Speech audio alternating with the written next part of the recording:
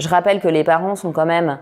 détenteurs de l'autorité parentale, qui connaissent leurs enfants, qui savent que chaque enfant a une sensibilité différente, a une puberté qui arrive à un âge différent, a une sexualité qui commence à un âge différent,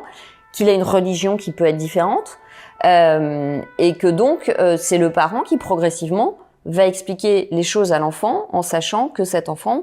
est prêt à entendre certaines choses à un certain moment et pas à un autre, et qu'il y a des petites filles qui sont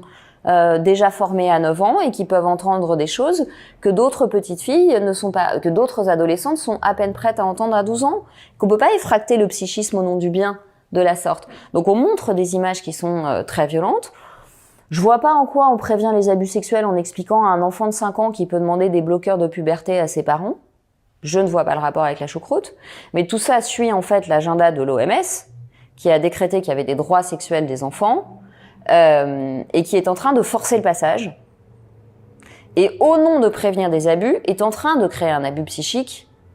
en faisant intrusion à la fois sur la sphère familiale et sur la maturité psychique d'un enfant.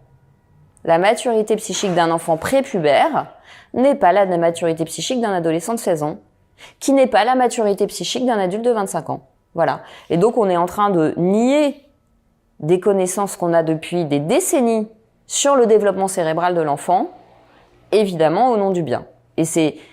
évidemment extrêmement dangereux parce que ce sont des enfants qui, une fois qu'ils auront été effractés, donc excités au mauvais sens du terme,